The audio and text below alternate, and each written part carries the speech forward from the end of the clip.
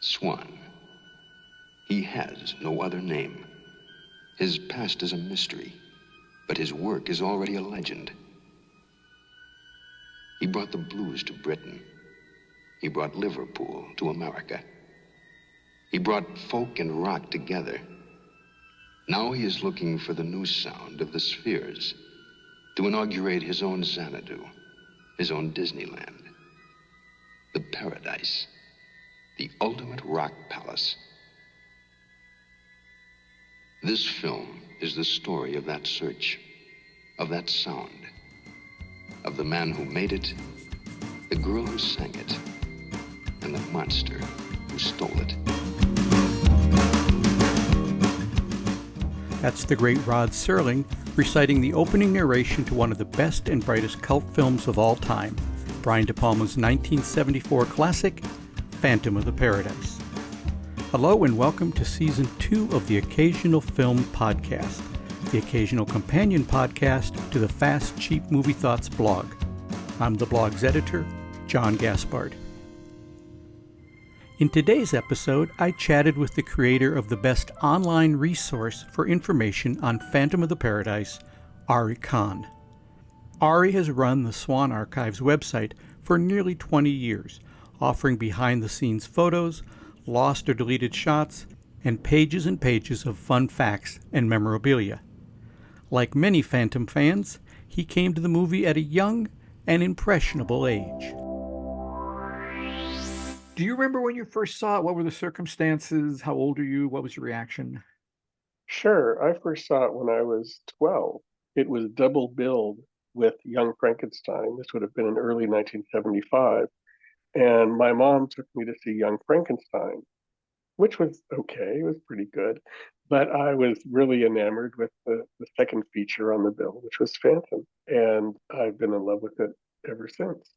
Did you know anything about it before you went in? Nothing at all. No. Okay.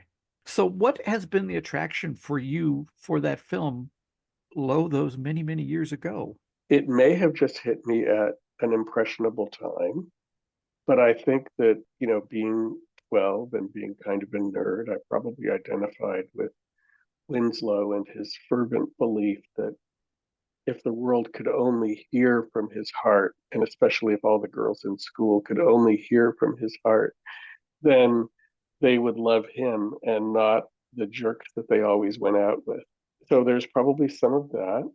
There was certainly, I do remember very, very clearly that the direction in some respects stood out to me. I had seen a lot of movies when I was 12, and I remember even today thinking when I was 12 that there was a moment where the Phantom is rising up into the rafters in the foreground as Beef is descending in the background. And I looked at that and I thought, boy, that's complex. Anybody else would have done a shot of the Phantom starting to climb a rope and then cut away and then come back to him up in the rafters. This guy is trying to do things that are more interesting than he needs to. And I thought that was really fun. And after seeing Phantom, I went back and saw Sisters, and which was no mean feat back then. Yeah, I know. And in fact, I had to see Sisters by buying a 16 millimeter print of it. That was the only way I could. I had picked up a couple of, this is probably a year or two later, I had picked up a couple of 16 millimeter projectors that my school was discarding, so I could even do changeovers in my bedroom. And I got a copy of Sisters just so I could see it, because it was unseeable otherwise. Conjoined twins called Siamese challenge life at their first breath. Some twins have been separated and lead normal lives. Others never can. Sisters. They were once one in body and perhaps one in mind. Danielle and Dominique. One loving, one hating, one innocent, the other... Where does Danielle end and Dominique begin? Dominique, it's okay.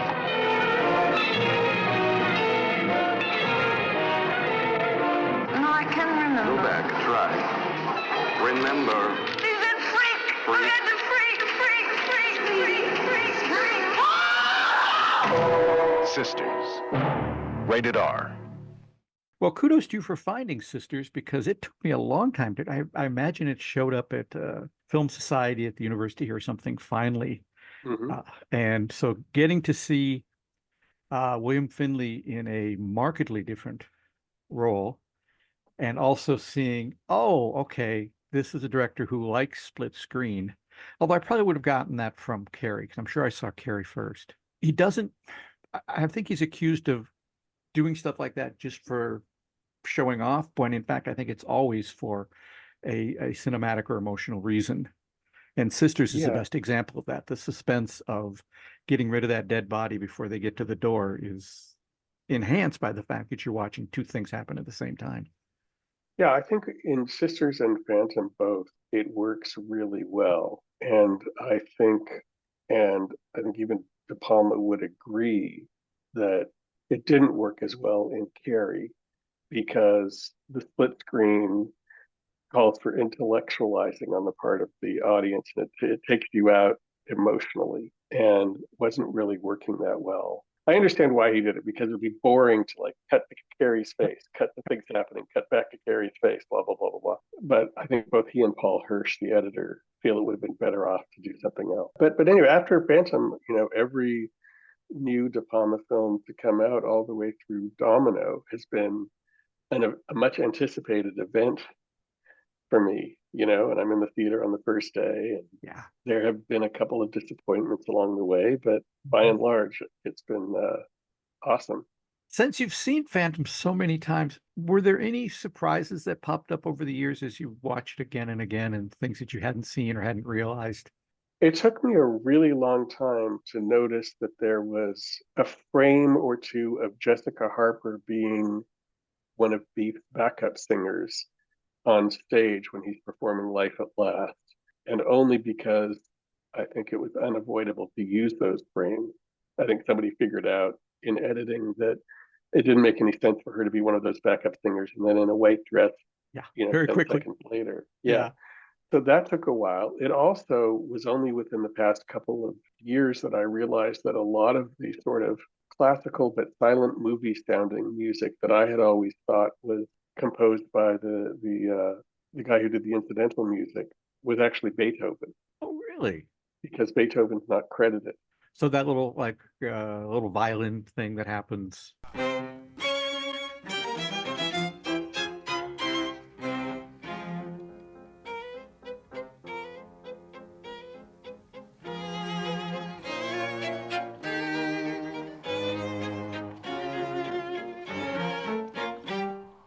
Or when Swan is going into Phoenix's dressing room.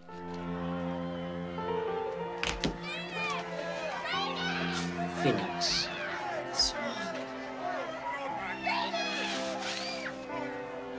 Is Beef dead? Oh,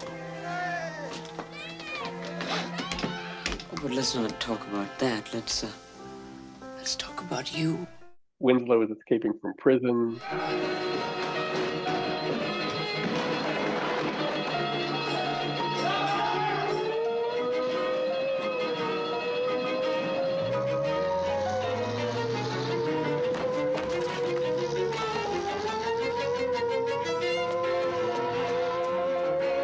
So it's Beethoven piano trios for the most part. So you don't need to get permission from the Beethoven estate on that. Well, sort of thing. I think that they would have had to pay the orchestra involved, and I can easily imagine them omitting credit to avoid doing that, hoping nobody would notice, and nobody did, obviously. Until you just brought it up.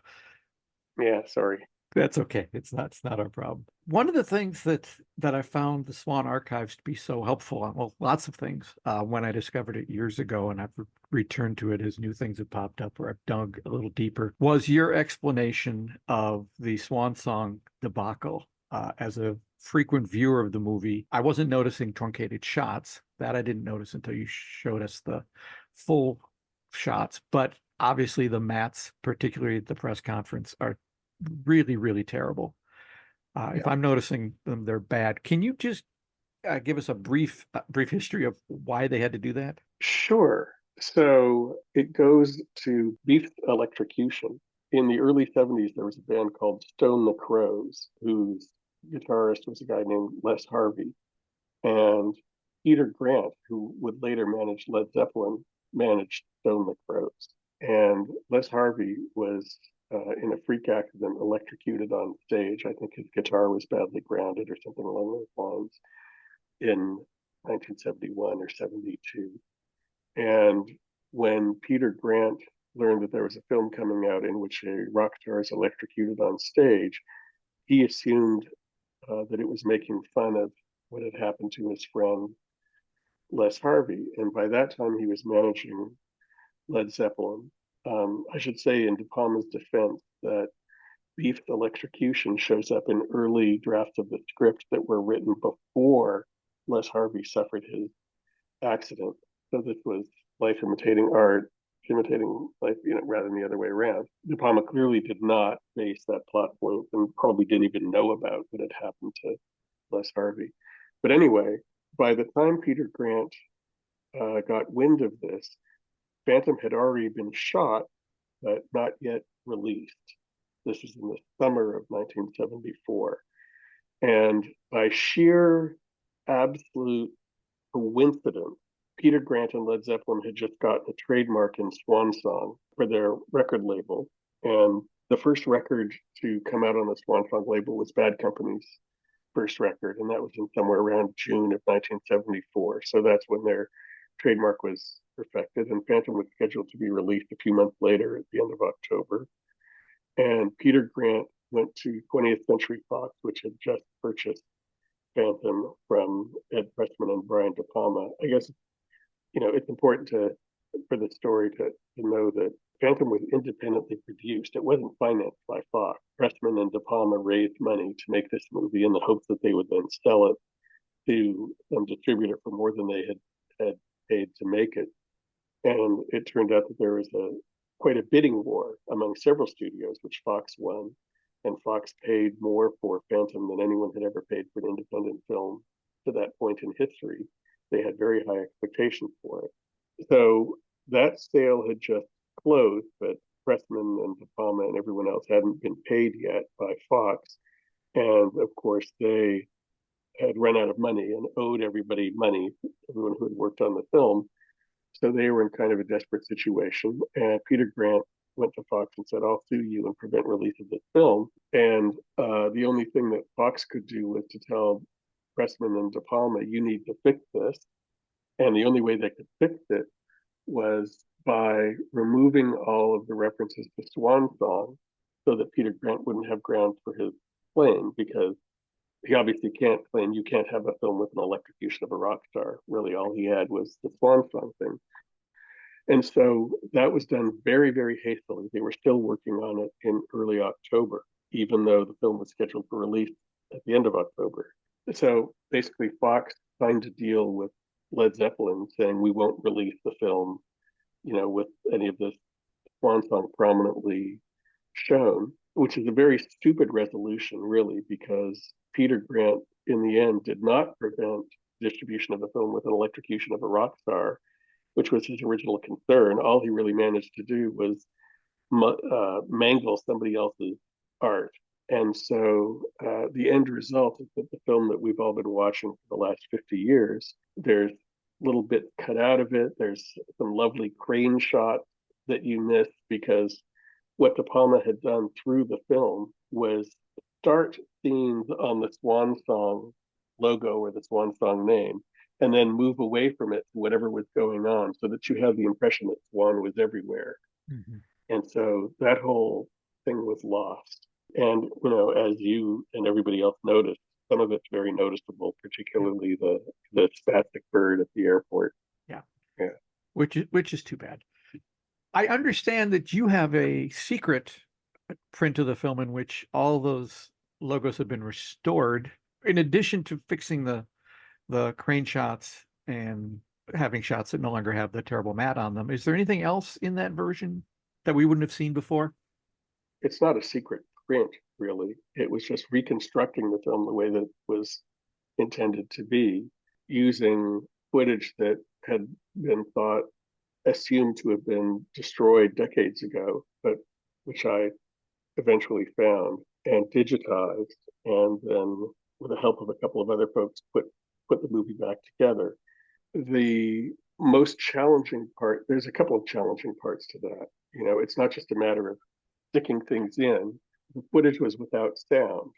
And so if you're making a scene a few seconds longer, for example, and there's music underlying that scene, what are you going to do? Are you going to start the music a little bit later? Are you going to end it a little bit earlier? Are you going to play it a little bit slower so that it fills up these extra seconds? Are you going to loop it? Are you going to find some other piece of music that was probably intended to go there in the first place?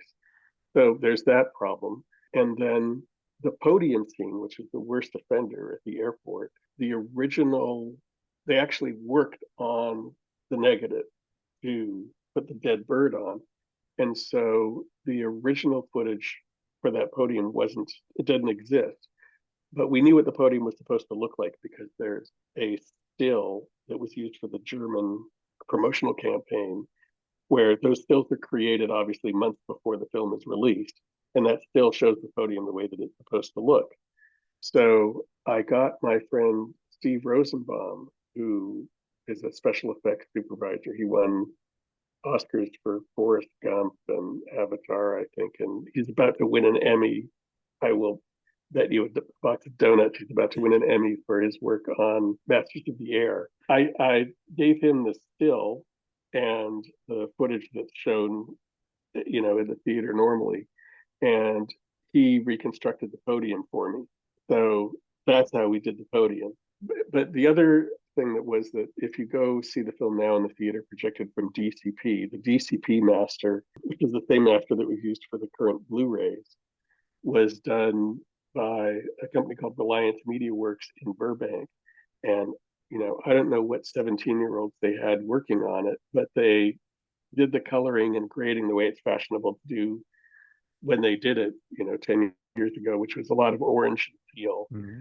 And the blacks are crushed so that anything that's really dark gray or dark brown just is black, so that the colors pop more, but you lose a lot of the detail. And to my eye, it looks terrible.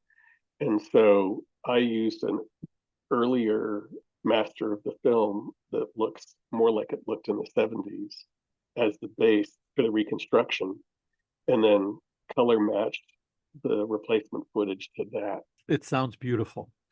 It's gorgeous. The only other thing that, I suppose we could have done but didn't is there's originally footage of Winslow's face coming out of the record press looking all mangled, and I have that footage. Yeah.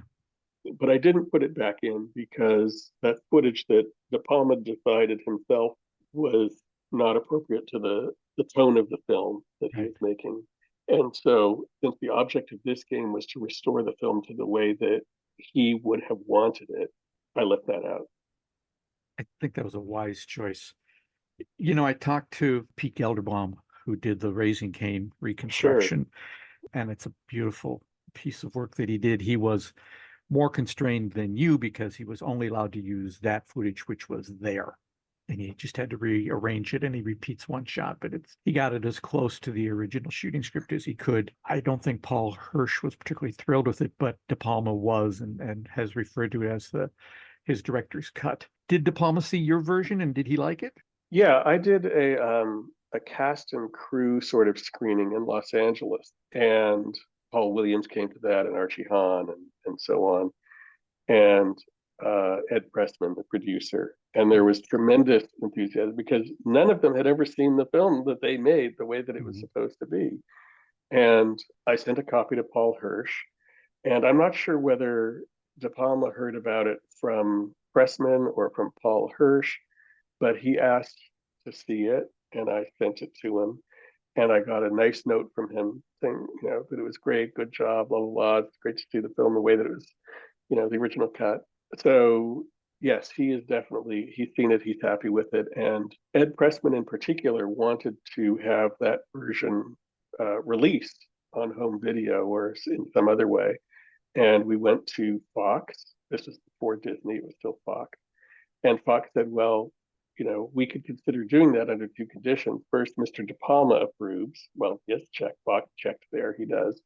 And second, we made this deal with Led Zeppelin back in 1974 where we agreed not to do this. And if you can get them to waive their rights under that agreement, then yeah, sure. So I worked with Ed Pressman and we put together a bunch of testimonials from people that we thought Led Zeppelin might respect, like Bret Easton Ellis and I think Guillermo del Toro and others, and sent a package off to Led Zeppelin through their lawyers. And God bless them, they got back to us in less than a week and said no. So At least they didn't leave you hanging. At least they didn't leave us hanging. That's right. So your archive is amazing and is hours worth of fun to go through it. It's a rabbit warren. Yes. It really, I wish it were a little better organized. How did it get started? First, when did you start collecting memorabilia, and then how did that grow into the archive? I started collecting memorabilia right after I saw the film when I was 12. And that was obviously pre-internet and pre-eBay. And it was a lot harder to get stuff. But I would frequent science fiction conventions and horror conventions and comic book shops. And there were a whole bunch of people who knew me as that kid who's always looking for Phantom stuff. And I was the kind of nerd who kept a log with what everybody else was also looking for. And so if I were at some convention and the guy who was collecting Olivia Newton-John stuff, if I saw something interesting, not that there is anything interesting about Olivia Newton-John, but anyway, if I saw something interesting about Olivia Newton-John, I would run to the payphone and call him and say, hey, you want this? And I would pick it up for him. And so there was a lot of returning of favors where there would be people who were going to cons that I wasn't going to. And if they saw Phantom stuff, they would pick it up for me and that kind of thing. And so, that became the way to get the posters from every country in the world that it was released in and the lobby cards and everything else. And it started taking up more and more space over time and grew into, trailers and magazines and everything else. And then when the site came out in around 2006, I put up the first version of the site. People who either had worked on the film or had something interesting would get in touch with me and say, I have this. I see you have a good home for it. Do you want it? And of course, eBay was a way to fill in some gap. Is there, within what your current collection holds, is there a prized possession that, if there was a fire and you only grab one of those pieces, what would you take with you? Yeah, absolutely. In every dorm room and every apartment and every house I've ever lived in has hung John Alvin's art from the one sheet, and it's the same art that's on the cover of the soundtrack album. I just thought that was a beautiful piece of art. And I think it was his second movie poster he painted. The first one would be for Blazing Saddles. And then he did Young Frankenstein. And if you look at the Young Frankenstein poster and the Phantom poster, you can see that there's a lot of stylistic similarities there. But he went on to do, E.T. and, 130 odd other posters. And at some point, he and I started corresponding. And he finally said, I have something that I think you should have. Give me your mailing address.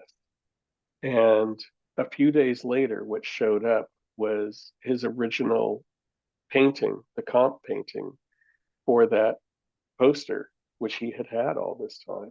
And so that would be the prized possession for sure. Well, that qualifies, I think. Is there a Holy Grail out there that you're still looking for?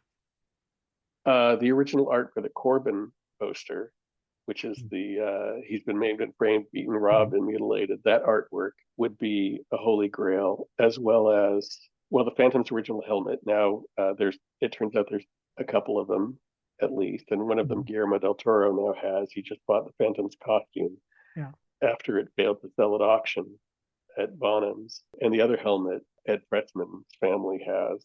So those would be a Grail. There's a lot of things that I'm sure no longer exist that would be the Grail, like the Phantom's contract. Any number of props would be fun, but there's not very many known to still exist. I think Peter Elbling still has, or I think his son has it right now, the microphone that he used with the knife on it, and Garrett Graham still has his guitar strap, Keith's guitar strap, and I think he may still have the plunger. But not the antler belt? No, not as far as I know. That'd be tough to ship. It would be, yes. Dangerous to keep around the house. You could bump into it. Yeah. On the site, you kindly shown all kinds of different memorabilia that you have or that exists around the world. And you also have a section called Inexplicable Crap. Is there one piece in there that just stands out for you as what in the world were they thinking? Maybe the Death Records pillow. Like, I can understand why they made prototypes that never went out for sale. Why anybody would want a dead bird. Probably somebody wants a dead bird pillow, but the market would be limited. Yes.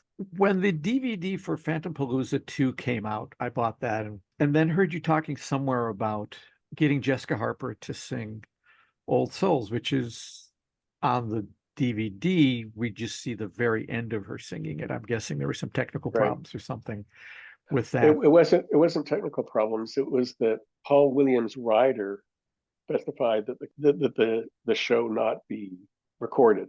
And I think that midway through Jessica singing, somebody might have said, or actually, I think that's it might be an audience shot thing that we have. Okay. There's probably lots and lots of cell phone video out there of the show, but nobody related to who worked on Phantompalooza, and I was one of the people who worked on Phantompalooza, is going to be out there distributing anything that we agreed with Paul we would not even shoot. But yes, Jessica was absolutely a highlight of the show there. Yeah, it's I was surprised that she went full force on the end of that song. Well, there were no plans for her to perform. And the morning of the rehearsal, I said, "Hey, Jessica, you want to go down and watch Paul rehearse?" And I took her over to the auditorium, and I was hoping that, seeing that and being a performer at heart, she might be inspired to maybe, participate.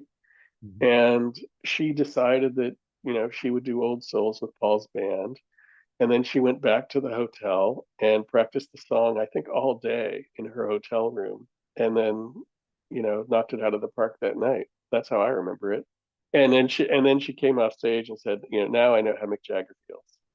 It's a pretty stunning debut for her in that movie to come from essentially nowhere, although she'd done things before that. But that's and then the run that she had in the 70s, pretty unequaled when it comes to being the Queen of Cult? Yeah, the Queen of Cult, and just the range from Suspiria to My Favorite Year.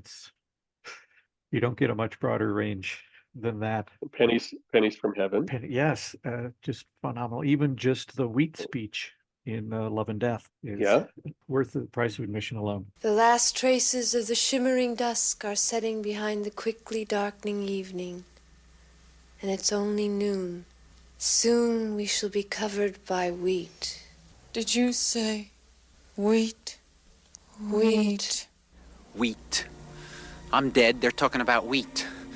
She played Gary Shandling's wife on It's Gary Shandling's show in the last season, named Phoebe, of all things.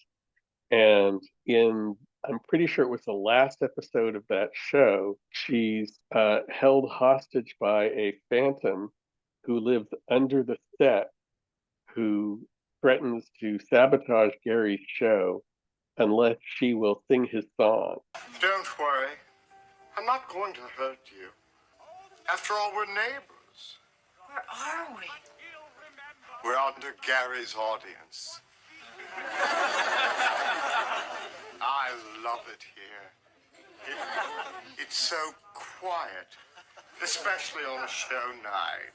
And she ends up singing his song, which turns out to be YMCA, wearing a dress that is very, very reminiscent of the one she wore to sing Old Souls in Phantom. It's fun to stay at the YMCA.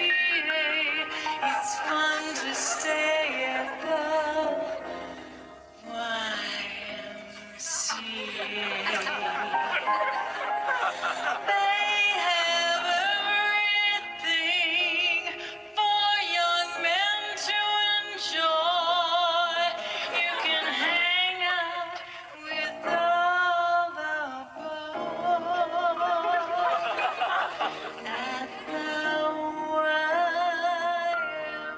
And there's even they even make a pennies from heaven joke. So it's very inside baseball, that last episode. Speaking of actors from that, I've always been blown away by William Finley's performance in the movie. And I think it was Paul Williams who said something like, he spends 3/4 of the movie acting with one eye and metal teeth, and that's all he's got. And it's just flawless and so heartbreaking. And I'm just sorry we didn't get to see him in more movies. He's delightful in The Fury in a very small part. He's all over the early films. And I got the sense, since I read somewhere that you did a eulogy for him, that you must have developed a friendship over the years. Yeah, and before we get to that, you say heartbreaking, Yeah. right? And I think that that's one of the things about Phantom that was so ballsy, was that, unlike, it's obviously a spoof of many things, but while being a spoof, it tries to get you to care about the characters. If you are not, devastated at the end when Winslow dies just before Phoenix recognizes that it was him all along, the film has failed. Whereas in other spoofs, Rocky Horror doesn't ask you to care whether Brad and Janet will get back together after their experience or anything like that. Nobody asks you to care about the characters at all. And I think it's a huge risk that DePalma took in making a film like this, that while simultaneously being a parody and a satire and a spoof and everything else, wants you to care about the outcome. As far as Finley, I got to know Bill a little bit towards the end of his life after meeting him at Phantom Palooza 1. And I went to New York and spent a little time with him. And now I know his wife Susan pretty well, and his son Dash a little bit. And when he died, Susan asked if I would put together some kind of a video montage for the funeral. Which wasn't that, it's a celebration of life was what she was calling it. And I did that, and every time I had it finished, and I had like a day and a half to do this, and then I had to take the red eye to New York from California for this event. Every time I had it finished, she would send me a few more pictures, and I'd have to redo it. And then and could you set it to music? Could it be set to Faust? Okay, you don't say no to a widow, right? Right. And I was working at the time too. So when I finally flew to New York, I was completely exhausted. And I got to the chapel, I guess, a couple hours before the ceremony was supposed to start, so that we could make sure that this thing would play on their equipment and so on. And taking a nap on one of the pews. And Susan showed up with, programs under her arm. And I picked up a program and saw that, right after Garrett Graham and Jessica Harper were supposed to speak, I'm supposed to speak, but I hadn't. This is the first I was hearing about it. And so I spent unfortunately, the first part of the ceremony, where I really wanted to be paying full attention, kind of scrambling together what I was going to say. I have no idea what I said at this point. I hope it was, I hope it did Bill justice and didn't offend anybody, but I couldn't tell you now a single word of what I ended up saying there. And it's hard, and it's in front of various of the icons of my childhood, right, are in that chapel. So it's kind of like all of the nightmares of going to school and realizing that there's a test in a subject that you never took, and that you're not wearing pants, and all your ex-girlfriends are there laughing at you. Because I have my own podcast that has to do with my series of books, and I'm like your site, I want to make it perpetual. But there's really no way to do that unless I set up a fund so that after I die, they keep paying the site to keep running it.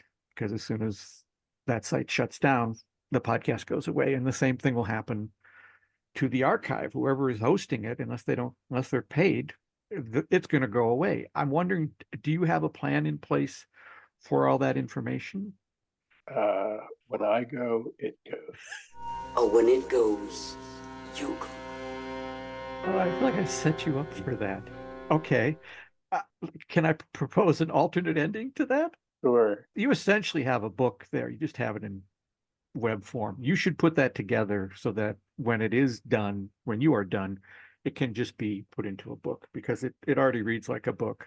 People have suggested that, and I've resisted doing a book because every now and then some new fact comes to light that shows that something I had in there was wrong. And everything in there, virtually everything, is based on conversations that I've had with participants or stuff, material that came out at the time. None of it is taken from someone else's book or anything. So it's all fairly firsthand, but people have fallible memory. So, for example, the guy who made the Phantom's helmet assured me that he had made only one, and that it's crazy because every production wants to have multiple copies of any key prop, because if something happens to the prop during shooting would have to, it's an incredibly expensive problem to stop shooting waiting for another one. But as it turns out, he's wrong. He made more than one. There is more than one. And so every now and then I have to correct something on the site. And if I put it out in book form, these books would be wrong potentially. Something could come out in the future that would make something with my name on it wrong. Imagine a book with a mistake. I can't imagine exactly. such a thing. And I can't abide that. So it exists in electronic form so that I can edit it and improve it as time goes on. Okay. Well, I would argue that you can do the ebooks, but that's your circus. It's not my circus.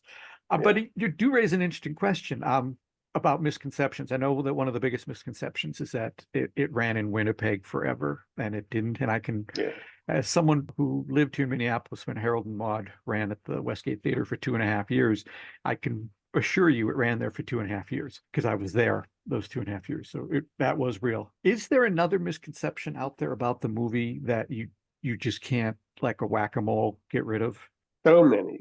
And in fact, I think on my fact page, I list some of them. Is there an egregious one that just gets under your skin? Yeah, the idea that it was only popular in Winnipeg and a couple other places is just completely wrong. It was big in Japan. It eventually became big in Los Angeles.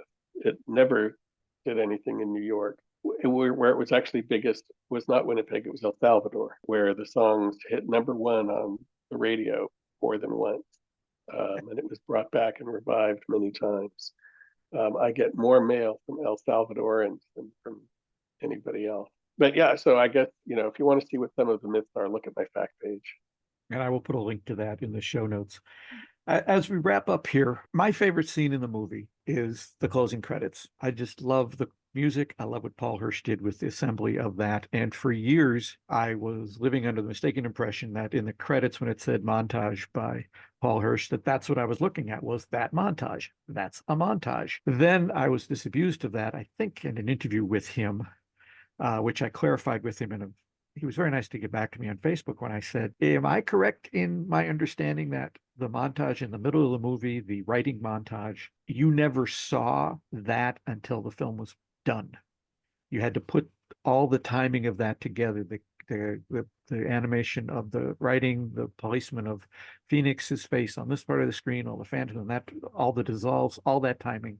And he said, yes, it was a one-shot thing. And I think for that, he does deserve a special montage by Paul Hirsch, because even today, with all the stuff we have, that would still be a challenging thing to do, and then not to be able to see the end result.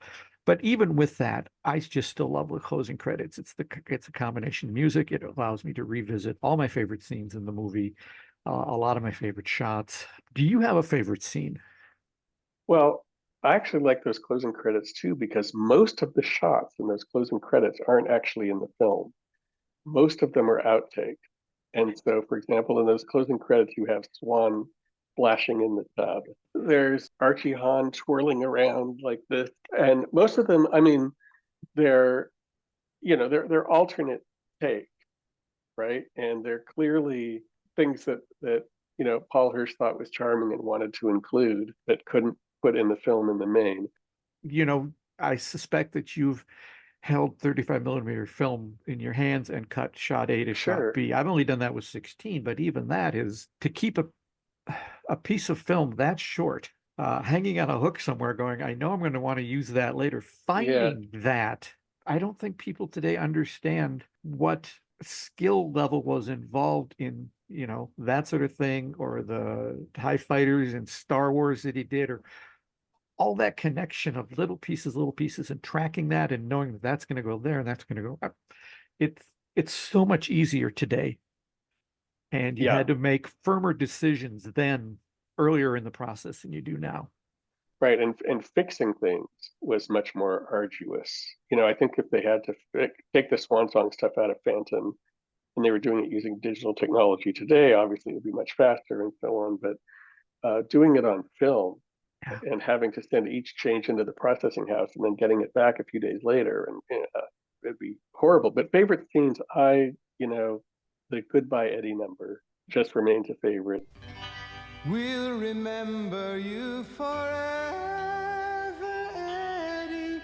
Through the sacrifice you made, we can't believe the price you paid for love.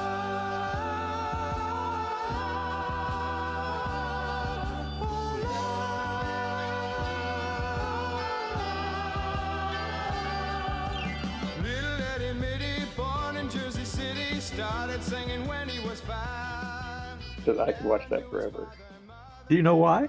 It's not fancy DePalma. It's a wide shot, a two shot, a single. That's right. It's the most conventionally shot thing in the film. Mm-hmm. But Archie Hahn is just so great in it. He is. His delivery boy in My Favorite Year, when he does the punching, he just does the exact right thing at the right time. And I wish there'd been bigger movies with more Archie Hahn in them than what we got. So does Archie. Yeah. Yeah.